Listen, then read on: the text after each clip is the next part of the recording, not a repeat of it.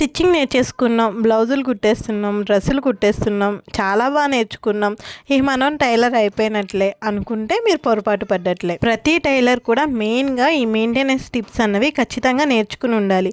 లేకపోతే మనం కుట్టేటప్పుడు వచ్చే ప్రతి ప్రాబ్లంకి మిషన్ పట్టుకుని మనం రిపేర్ షాపులకి వెళ్ళలేం కదా. అందుకని ప్రతి టైలర్ మిషన్ మెయింటెనెన్స్ అనేది తెలుసుకుని ఉండాలి. నేను స్టిచ్చింగ్ వీడియోతో పాటు మెయింటెనెన్స్ వీడియోస్ కూడా చేస్తూ ఉంటాను. ఈరోజు అయితే సూది ఎందుకు విరుగుతుంది అన్నది తెలుసుకుందాం.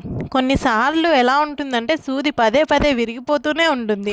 సూది ఎందుకు విరుగుతుందని 5 కారణాలు అయితే ఈరోజు తెలుసుకుందాము. ముందుగా అయితే సూదిని సరిగ్గా బిగించామా లేదా అని చూడాలి. ఇలా చూడండి, ఇక్కడ స్క్రూ ఉంది కదా, ఈ స్క్రూ టైట్గా ఉండాలి. ఇలా లేకుండా మీరు ఈ స్క్రూని లూజ్గా బిగించారనుకోండి, అప్పుడు సూది ఇలా కదులుతూ ఉంటుంది. ఇలా కదిలిందనుకోండి సూది హోల్లోకి వెళ్ళకుండా పాదం మీద పడుతుంది. పాదం మీద పడడం వలన సూది విరిగిపోతుంది. సో స్క్రూ అన్నది టైట్గా బిగించుకుని ఇలా ఒకసారి చెక్ చేసుకోండి కదులుతుందా లేదా అని. నెక్స్ట్ సూది సరిగ్గా బిగించామా లేదా చూడండి. సూది ఇలా ఫ్లాట్గా ఉన్న వైపు చూడండి, ఇలా ఫ్లాట్గా ఉంది కదా, ఈ ఫ్లాట్గా ఉన్న వైపు లోపలికైతే ఉండాలి. సో సూదిని కదపకుండా స్ట్రైట్ ఫ్లాట్గా ఉన్న వైపు లోపలికి పెట్టుకుని టైట్గా స్క్రూ అన్నది బిగించేసుకోండి.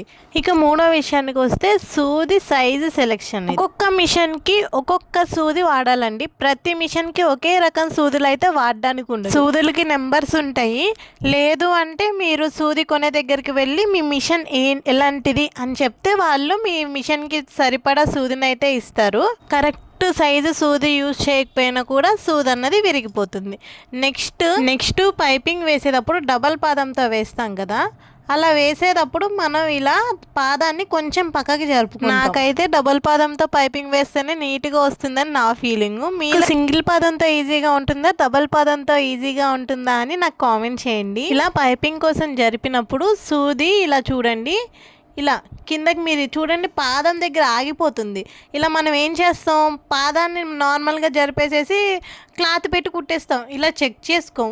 సో ఇది మనం ఎలా చేయాలి, పాదాన్ని ఇలా జరుపుకోండి. ఎలా అంటే మీరు సూదిని కిందకి దింపి మీరు పాదాన్ని జరుపుకుంటే మీకు తెలుస్తుంది కరెక్ట్గా మధ్యలోకి రావాలి. ఇలా సూదిని కిందకి దింపి పాదాన్ని అడ్జస్ట్ చేసుకున్నాం అనుకోండి, సూది పాదం మీద పడి విరగకుండా ఉంటుంది. ఇప్పుడు 5వ విషయం ఏంటంటే మందపాటి క్లాతులు కుట్టేటప్పుడు కూడా సూది విరుగుతూ ఉంటుంది కొంతమందికి. అది ఎందుకు, మీరు కరెక్ట్ సైజు సూది సెలెక్ట్ చేసుకోకపోవడం.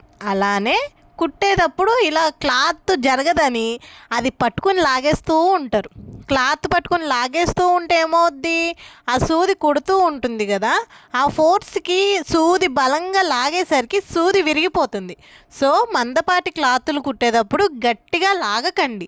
సూది కరెక్ట్ సైజ్ తీసుకుని మిషన్ని స్లోగా తొక్కుకుంటూ కుడితే మీకు మందపాటి క్లాత్ అయినా కూడా సూది విరగకుండా మంచిగా పడుతుంది. సూది విరగడానికి ఇంకొక కారణం ఉంది, ఇదైతే రేర్గా జరుగుతుంది. బాబిన్కి సూది తగులుతుందండి. నేను ఇక్కడ చూపిస్తున్నా చూడండి. మనం ఒక్కోసారి బాబిన్ కేస్ ఫిక్స్ చేసేటప్పుడు కరెక్ట్గా ఫిక్స్ చేయలేదనుకోండి, ఈ బాబిన్కి సూది తగిలి సూది విరిగిపోయే ఛాన్స్ అయితే ఉంటుంది. సో అర్థమైంది కదా, పదే సూది విరుగుతూ ఉంటే ఇవన్నీ ఒకసారి చెక్ చేసుకోండి. 5 విషయాలు చెక్ చేసుకుంటే సూది విరిగే ఛాన్స్ అయితే తక్కువగా ఉంటుంది. సూది విరిగిన తర్వాత చెక్ చేయడం కన్నా నా ఉద్దేశం ప్రకారం సూది విరగక ముందే ఇవన్నీ చెక్ చేసుకుని ఎప్పటికప్పుడు మనం మెయింటెనెన్స్ చేసుకుంటూ ఉంటే సూది విరిగే ఛాన్స్ అన్నది తగ్గించుకోగలుగుతాము. వీడియో హెల్ప్ఫుల్ అయ్యిందని అనుకుంటున్నాను. ఇలాంటి యూస్ఫుల్ టిప్స్ కోసం మన ఛానల్ని ఫాలో అయిపోండి.